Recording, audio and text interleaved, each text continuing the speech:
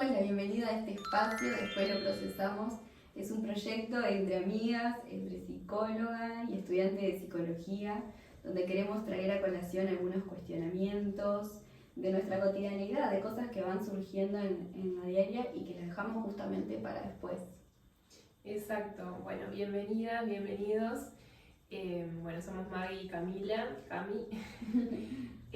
Nada, este proyecto surgió por una charla entre amigas, en realidad. Bueno, primero nos conocimos con la intención de crear este proyecto. Yo había subido una historia a mi página de psicología porque me parece sumamente importante esta idea de crear comunidad, ¿no? Tanto como entre psicólogos, psicólogas, estudiantes, como con cualquier persona que quiera animarse a dar su opinión, a hablar sobre temas de psicología, vínculos, emociones, terapia, porque siempre me pasó desde que arranqué a trabajar en consultorio así individual, particular, de sentirme muy sola a veces, ¿no? En esto de la práctica clínica se vuelve como un espacio muy solitario, que a veces tenemos que hacer todo, administrar la página, saber sobre marketing, sobre finanzas, sobre logística, de todo un poco, ¿no? Como ser nuestros propios jefes. Y también está la parte terapéutica, la parte clínica, que a veces necesitamos escuchar como ciertos intercambios, ciertas opiniones, tener ese enriquecimiento que genera el diálogo con otras personas y el diálogo y la escucha, y poder enriquecer a partir de también esos intercambios. Entonces puse una historia, ahí a raíz de eso Cami se animó a hablarme. A las 11:30 de la noche. Y bueno, yo encantada, me encantó la idea, me recopó, me sentí como súper acompañada, como que enseguida nos hicimos amigas desde el primer día. Totalmente. Y como que fue como una idea que no la tenía planeada, tampoco me iba a animar a hacerla sola. Nunca se me hubiera ocurrido, pero sí el estar acompañada, el que sea con una amiga, es como genera esa contención, ese sostén. Entonces me pareció buenísima la idea y le dije sí, de una, vamos a hacerlo. Aparte yo ya venía creando contenido y demás, siempre tratando de mejorar y perfeccionar en el camino, pero bueno, la idea surgió en marzo y lo fuimos como procesando, después cada una con sus proyectos individuales y actividades, como que no lo pudimos concretar y bueno, ahora está surgiendo.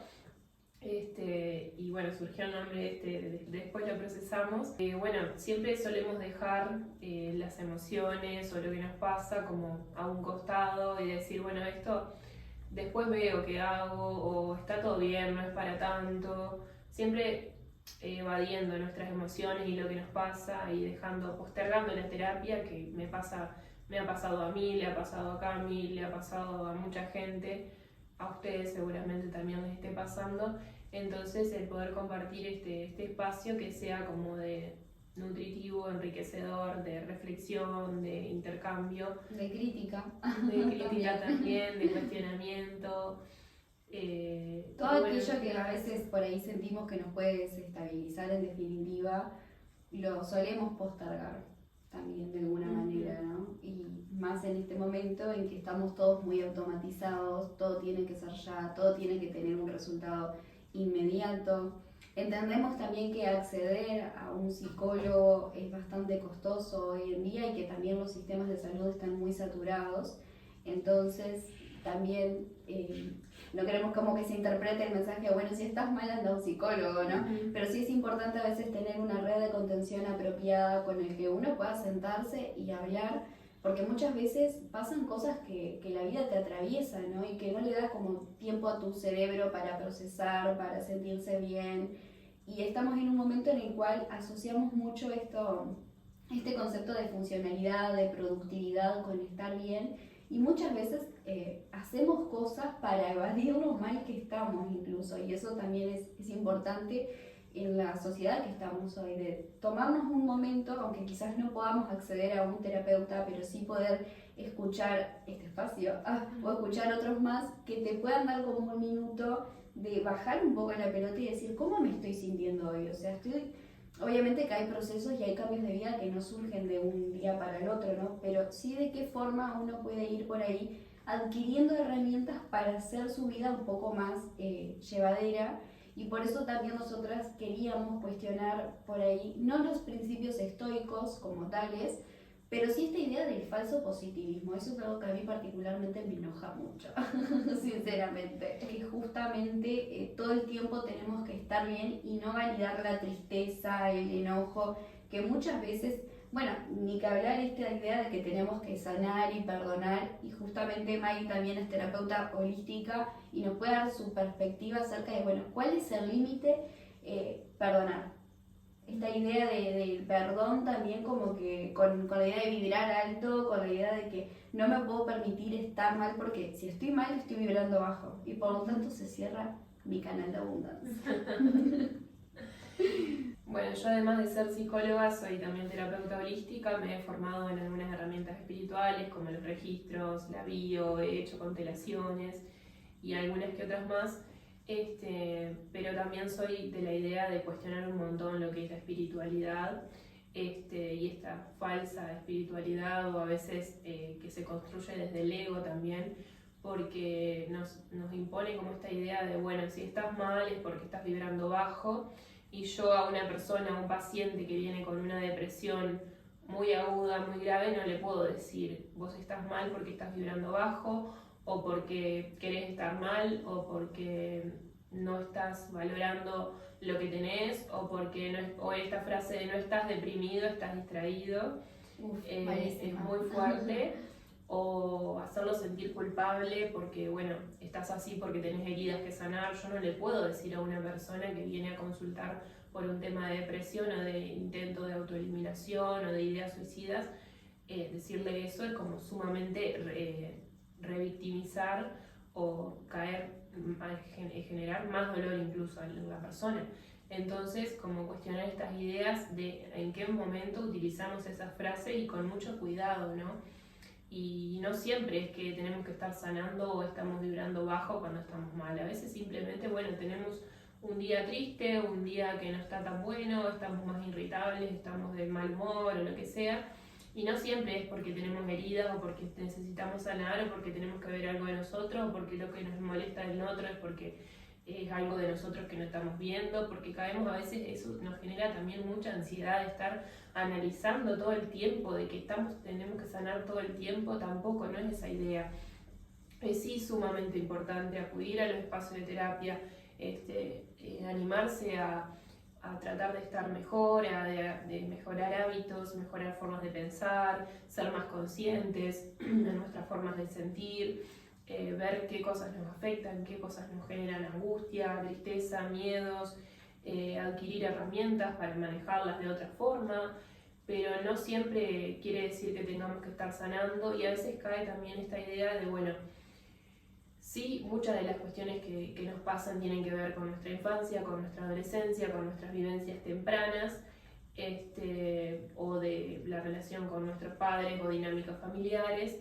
Y bueno, y en terapia podemos trabajar sí un montón de cosas que tienen que ver con nuestros vínculos familiares, pero bueno, en cierta forma cuando aprendemos y entendemos de dónde vienen ciertas dinámicas inconscientes que repetimos, en nuestros vínculos de pareja, en nuestros vínculos de amistad. Es como transformar por ahí ese dolor en herramientas para uno salir del lugar de la revictimización, que no significa que no haya cosas dolorosas. O sea, a ver, acá lo que estamos cuestionando en este momento, sin cargarnos el colectivo holístico, quiero seguir aclarando esto, porque bueno, cada maestro en definitiva con su librito y cada uno puede ejercer el libre albedrío de lo que le resulte, pero sí es como pararnos en una postura con nuestra historia de ver qué hacemos con ese dolor, qué hacemos con esas creencias que nos han limitado, que en definitiva se transformaron en conductas desadaptativas que te hacen sufrir, que no te están dando resultados en tu cotidianidad, y desde qué lugar uno pararse. Y justamente con esto del mundo de las redes, de que a veces uno por ahí intenta adoptar conductas de los demás o se trata de inspirar y se pierde el sentido de la coherencia, ¿no? Esto de que tenemos que ser, para ser exitosos, el grupo de las 5M, salir a correr un montón de kilómetros, el hecho de que si yo no posteo nadie se entera de lo que hago, incluso a mí muchas veces, o sea, Me pasa también como esta sensación de uno se tiene en esa posición de tener que publicar todo, se pierde como el sentido o de la estar privacidad. perdiendo el tiempo porque no te levantás temprano, porque no sos productivo y demás. Sí, si no tomé los 2 litros de agua, listo, ya me siento un desastre. No, pero muchas veces estamos como en este momento de todo el tiempo cuestionar los hábitos que tiene el otro con los que tengo conmigo y, a ver, muchas veces no podemos permitirnos vivir ciertos espacios, esto de una persona quizás que trabaja en una fábrica, no podemos decirle, bueno, tomate el domingo libre, conectá con la Pachamama y a ver qué es lo que está resonando en tu interior, ¿no? Sino que no todas las conductas que tienen los demás se adaptan justamente a nuestros estilos de vida y generar un sentido de la autocrítica en todo caso, ¿no? A mí me pasó, por ejemplo, de quizás basarme mucho en lo que hacía el resto y ya en un momento había perdido hasta el foco de mí misma. O sea, ¿para quién estoy saliendo a correr? ¿Para quién estoy entrenando? ¿Qué es lo que realmente quiero mostrar? ¿Estoy pretendiendo una validación externa de que estoy rumbeando más o menos mi vida? Y ahí uno mismo pierde el control de sí, ¿no? Ya de por sí, el control de las cosas muy cuestionable, pero cuando lo hacemos por una validación externa, ya directamente nos desconocemos a nosotros mismos y es una idea como un manual de vida que en este momento se está vendiendo de levantate a las 5 a.m., lee 20 páginas por día, dormite a las 9 de la noche, no toques el celular. Bueno, pero desconstruir toda esa idea no es un proceso tampoco que se hace de un día para el otro. Y no a todas las personas les resulta, y está bien, ¿no? En definitiva que así sea. Tal cual, y aparte esta idea también de pensar la espiritualidad como bueno, tener que estar meditando todo el tiempo y estar amor y paz y zen y no enojarse y no permitirse transitar las emociones que en cierta forma son emociones y son humanas y es sumamente válido poder transitarlas y poder evitarlas. Eso no quiere decir que nos vamos a ir enojando por la vida con todo el mundo, sino permitir habitar esas emociones sin dejar, bueno, que reaccionemos o que perjudiquemos a otras personas, pero esta idea a veces de la espiritualidad, de tenés que meditar o respirar o lo que te hace seguir falta. Adelante, simplemente, detesto la idea de seguir adelante así. Sí, o de, tenés que tomar aire puro, lo que te va a solucionar es conectar con la naturaleza y en realidad no, hay cuestiones que tienen que ver con mucho más profundas, estructurales, sociales, económicas, que nos atraviesan y que no podemos solucionar solamente yendo a la naturaleza o a meditar, y no a todas las personas tampoco les gusta meditar. Y cada proceso es individual, también entender eso, ¿no? Que cada persona tiene sus herramientas y le sirven ciertas cosas y lo que para mí, capaz a mí me funciona, a la otra persona no le funciona.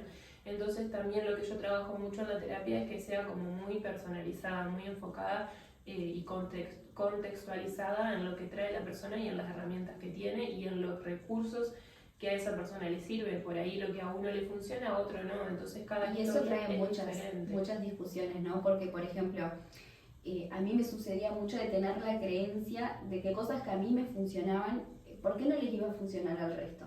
Esta idea de si yo pude, ¿por qué vos no podrías? ¿No? Capaz que con menos recursos, con menos herramientas. Y para mí generalizar es uno de los mayores errores que tenemos con respecto a nuestros pares, a la gente que nos rodea, porque realmente todos tenemos una perspectiva y una historia de vida completamente diferente y hace que no necesariamente nos resulten los mecanismos de los demás. Y eso me parece que es muy importante porque nos lleva a un punto en que terminamos invalidando al resto y realmente a veces a todos nos han sentido en algún punto, nos hemos sentido invalidados por ahí o frustrados, o hace que no podamos soportar determinados procesos porque muchas veces recibimos, y he sido también del otro lado, deberías poder, porque tenés los recursos para poder hacerlo. Y acá también otra idea que queremos traer a colación es, muchas veces la voluntad no es suficiente, las ganas no es suficiente. O sea, sí es cierto que se requiere una mínima cuota de voluntad muchas veces para salir a veces de la casa de uno, pero hay hay momentos en que la vida realmente te atraviesa y por más que tengas todas las ganas de querer lograr algo, muchas veces no se puede. Hay un montón de factores que intervienen en nuestra realidad y que cuando empezamos a ver cuáles son esos factores nos permitimos tener una mejor calidad de vida en tanto tranquilidad, ¿no? Y también con respecto a esta idea del sanar, del perdonar, no recuerdo cuál es la psicóloga que lo dijo, pero es de Montevideo, porque no es una idea propia mía, así que lo quiero aclarar, esta idea de no siempre es necesario perdonar todo. Porque ahora como que se vende mucho esta idea de perdonar, pasar página, seguir adelante, y muchas veces el enojo o por ahí ese dolor que te generó, mejor dicho, la situación, corregime si me equivoco, Marilyn, por las dudas, pero es un mecanismo de defensa, ¿no? Me parece que como ese semáforo que termina en nuestro cerebro avisándonos de, che, esto ya lo viviste, y este dolor ya me es familiar, o sea, tengo la necesidad de volver ahí. Muchas veces incluso creo que repetimos patrones, que eso es un golpe al ego muy fuerte, ¿no? Como que uno se siente medio hámster, yo. Cuando de repente quiero ir por otro camino, repito la misma situación otra vez, digo, che, ¿qué es lo que no integré o qué es lo que por ahí no aprendí?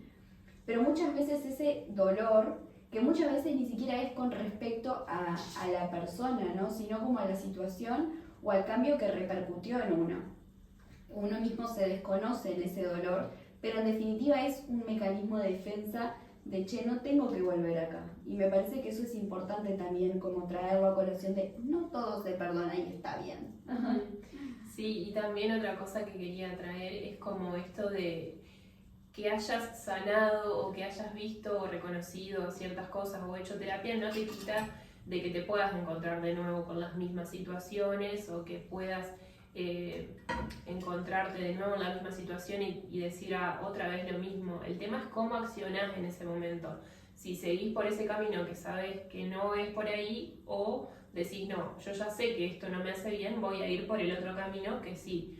Entonces va en cada uno también en, bueno, después que hace ese proceso de, bueno, más allá de perdonar y aceptar y demás, que no se trata de esto, me estoy yendo un poco por las ramas, pero también es importante aclararlo, de que no es que vamos a perdonar a la persona que nos dañó, ni que vamos a volver a vincularnos y fingir demencia y hacer como si nada pasó y ir a abrazarla y volver a tener vínculos, sino que el perdón es para uno mismo y para aceptar la experiencia que vivió y que integrar ese dolor como parte de nuestra historia y aliviarnos también, aliviar ese sufrimiento, como que la aceptación y ese proceso es interno, es de uno mismo, no es con la otra persona. Y con esto vuelvo al tema de que, bueno, de que esto no quita que, claro, después nos podemos encontrar de nuevo frente a la misma situación, pero va en cómo nosotros antes hayamos integrado eso que nos pasó, porque nos puede volver a pasar muchas veces encontrarnos con la misma situación. El tema es cómo accionamos. Si ya tenemos esa conciencia de decir, no, esto no me hace bien, no lo voy a repetir de nuevo, no voy a ir de nuevo por el mismo camino. Pero si viste que con respecto a eso del patrón, ¿no? Muchas veces uno se siente leal al patrón, ¿no? Como una determinada lealtad de qué doloroso que es tomar otro camino, porque muchas veces uno por ahí sabe que hay una pared, en definitiva, ¿no? Que ya conoces el resultado y sin embargo es como que hay una especie de lealtad que siente uno de reaccionar de la misma manera, porque más vale malo conocido que bueno por conocer, ¿no? Como coloquialmente se dice, y que es muy difícil por ahí ver que uno podría sentirse mejor si tomara otro camino. Lo que pasa es que también es doloroso enfrentar el patrón, ¿no? Más allá de que es más doloroso quedarse, incluso es como prolongar un dolor, integrarlo y cuestionarlo de por qué estoy eligiendo este camino. Es un proceso que es sumamente costoso a nivel energético, si se quiere hablar en esos términos, a nivel anímico también, y tomarse un momento para preguntarse por qué estoy eligiendo realmente este camino y no estoy eligiendo otro.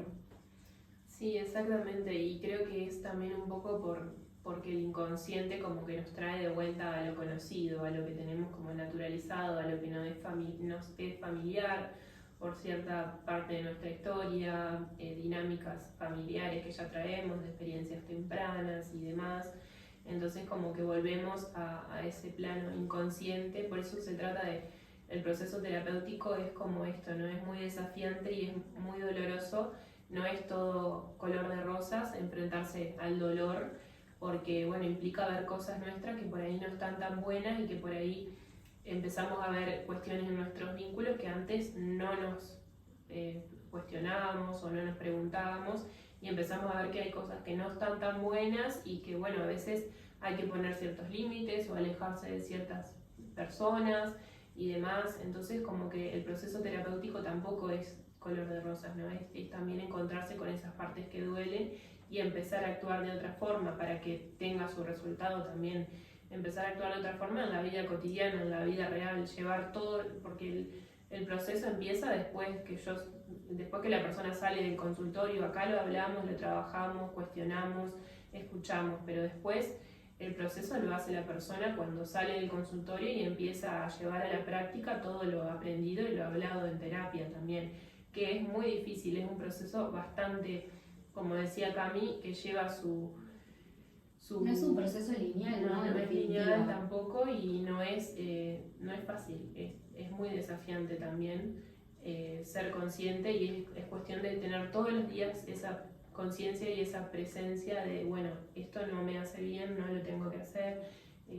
¿Por qué estoy haciendo esto? Claro. Mejor dicho, ¿no? Como, ¿por qué elegí este camino en definitiva? Y lo habíamos mencionado en uno de los tantos videos que intentamos grabar, y la sensación del hartazgo. Yo creo que uno por ahí toma otro camino diferente cuando realmente dice, estoy harto de tener siempre el mismo resultado. Pero realmente creo que toca fondo cuando decís, che, no doy más. Cuando ahí realmente pones en una balanza, medís tus actitudes, medís los del resto. Hay un grado y ahí dentro de los parámetros normales, ¿no? Estamos hablando de quizás, no sé, un tipo de procrastinación. Obviamente que hay cosas que sí, hay responsabilidad en los demás, eso sería más como violencia, cosas así. Si no, me refiero a cosas que por ahí uno sí puede controlar, y ahí uno mismo preguntarse también por qué estoy haciendo este proceso, por qué lo estoy eligiendo. Porque justamente lo que ya conocemos tira mucho.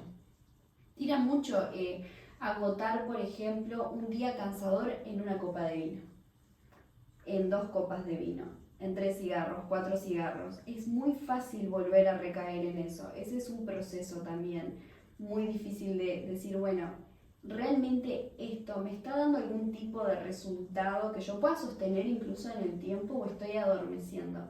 Pero creo que el cambio por ahí viene cuando realmente tocaste fondo. De lo contrario, es como que uno no puede sostenerlo, ¿no? Porque es como que gana por ahí esa pulsión de muerte de decir, listo, no, ya está, postergo la alarma, dejo todo para mañana, me voy a tomar un litro de vino, no pasa nada. Sí, o en los vínculos también, ¿no? En los vínculos amorosos, de pareja, sexoafectivos, esto de, bueno, vemos cosas que no están buenas y nos quedamos igual, porque capaz cambia, capaz esta vez es diferente, o salimos de ese vínculo, después volvemos y demás. Bueno, capaz que esta vez sí hay un cambio real, capaz que... El peor es nada. Y bueno, después nos terminamos dando cuenta que eso no quiere decir que las personas sí pueden cambiar, pueden transformarse, pero cuando empezamos a repetir y a ver que se repite siempre la misma situación, o vínculos de violencia, de dependencia, o de donde nos genera mucho sufrimiento, bueno, ahí empezamos a ver que estamos repitiendo como ciertos patrones también, y es reconocer y hacerse consciente y duelar también lo que fuimos con esa persona, con ese vínculo, duelar todas las partes nuestras que se construyeron y que fueron antes de lo que éramos antes de estar en ese vínculo o en esa relación, porque no volvemos a ser los mismos después de un vínculo, después de las cosas que nos pasan, siempre salimos transformados. No me gusta esta idea de salir más fuerte o más fortalecido, sino que con aprendizajes distinto, con aprendizajes, con experiencias para próximos vínculos o conocimiento de uno mismo. Nos terminamos como también seguimos en este crecimiento personal, en este autoconocimiento, en este aprendizaje, pero se trata también de duelar no solo la relación, sino partes de nosotros. Y cuando estamos en terapia, también hago este paralelismo, también se trata de duelar versiones anteriores que ya no resuenan con nosotros, que ya no nos representan, que ya no están buenas, y bueno, en ese momento nos sirvieron porque era lo que pudimos hacer, lo que teníamos a mano, las herramientas que teníamos en ese momento, y bueno, por ahí desconocíamos, ignorábamos ciertas formas de vincularse o ciertas formas de habitar o ciertos hábitos, pensamientos, y no teníamos las herramientas que tenemos ahora. Entonces, bueno, en la terapia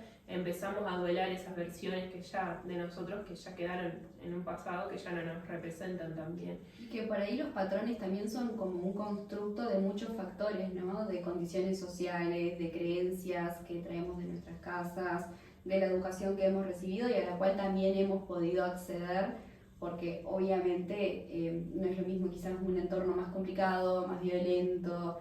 Digo, uno cuando es niño por ahí mama esta idea de lo que es el amor, de lo que es, no sé, simplemente aprender o integrar lo que la identidad. Es decir, yo tengo la creencia por ahí de que cómo fuimos de niños también condiciona cierta parte de cómo procesamos nuestras ideas como adultos, y llegar a repreguntarse cuáles son los patrones que nosotros repetimos es complicado justamente porque es como mirar de nuevo a esos niños que en algún momento fuimos, que en algún momento tenían muchas ganas de experimentar, de soñar y reevaluar la historia justamente para poder, ya sea para futuras generaciones o para poder ayudar a más gente.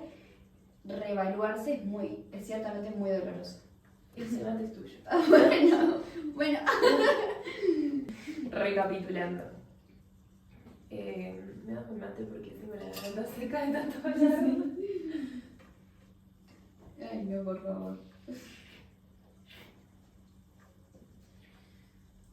Con esto que estabas hablando vos, Cami, se me vino a la mente la idea de que también cómo habitamos nuestro mundo adulto hoy en día, ¿no? Porque traemos como muchos, ¿cómo se dice? Como también el ser adulto también es duelar partes de nosotros que estábamos acostumbrados por ahí, esa etapa de estudiante o más para atrás, ¿no? De adolescentes, de niños. Y después como adultos nos damos cuenta a partir de ciertas vivencias, de ciertas experiencias que nos van pasando, que no todo es tan fácil y que no todo se resuelve tan rápido, ni tenemos las herramientas para poder resolverlos. Y a veces hay que ir encontrando sobre la marcha cómo regularnos o cómo sostenernos también en las redes que tenemos, en las personas que nos rodean, en los adultos más grandes, adultos premium, como decía en un meme. Sí, yo preguntándole a mi mamá, porque yo soy adulta, pero ella es adulta premium. Ya más adulta. Bueno, pero claro, es eso, como pensarnos como adultas también y qué lugar ocupamos y qué aprendizajes tenemos y construir esa adulta que queremos también construir. Y reflexionar también que no es fácil empezar a transitar esta vida de adulta que requiere con las exigencias que hay hoy, ¿no? Que son externas en definitiva, ¿no? Sí, que nos sentimos muy presionados por esta idea de que ya a los 25 uno tiene que tener la vida resuelta, ya tener un buen marido, maridero, que quiera que sea, tener ya un trabajo fijo, tendrías que ser independiente, tendrías que tener tus ingresos, ser tu propio jefe. Tener tu casa, tu auto. Claro, tus mascotas. Toda una vida estable. Y que el 95% de la gente no lo puede habitar así, o sea, y ahí es donde entra esta idea de la comparación, de cómo estoy habitando mi adultez. O sea, yo me acuerdo que de niña pensaba que un adulto porque trabajaba no podía tener su cuenta Bravo en 0 pesos. Spoiler, sí se puede. Uno puede llegar a habitar eso. Pero también es como entender esto de qué pasa hoy actualmente como adultos que somos, que todo el tiempo nos están vendiendo una idea justamente de cómo cómo es la forma más sana. Esto de que hablábamos anteriormente de levantarse a las 5 de la mañana, ya tendrías que tener tu trabajo estable, fijo, y eso genera, me parece, cierta medida un retroceso, porque hace que no nos permitamos sentir, en definitiva. Sí, tal cual. Y bueno, capaz que vamos a ir redondeando esta idea también, porque... ¿Podríamos seguir hablando? Sí, la verdad que sí. Pero bueno, esto es como el primer capítulo y era como un poco de prueba también para ver cómo nos íbamos sintiendo. Y bueno, ir mejorando también en el proceso, pero bueno, lo importante es arrancar, empezar, animarnos y entender que no todo va a salir perfecto a la primera, porque por ahí yo particularmente soy bastante perfeccionista y quiero como estar atenta a todos los detalles, que la luz, que el micrófono, que el audio, que la imagen, que esté todo perfecto, pero entender que vamos a ir que no solo en este caso, sino en todas las situaciones. Lo que resuene contigo particularmente, exacto, ¿no? Como para la persona que está del otro lado, de decir, o sea, no tanto es, por ahí es el miedo a la crítica, pero entender que el tiempo en definitiva va a pasar igual, va a transcurrir igual y que puede llegar a tener un determinado resultado. O sea, lo que queremos transmitir nosotros es ciertas cosas que procrastinamos, el hablar o hacernos cargo, que pueden resonarle a alguien del otro lado que por ahí no puede acceder a sentarse con un terapeuta, pero que capaz que mientras se baña le puede resonar algo de lo que nosotros estamos hablando. Así que bueno. Y bueno, nos animamos, después de postergarlo tanto, nos animamos a empezar este proyecto y ahí estaremos compartiendo otros episodios y acompañando. Así que gracias. Gracias.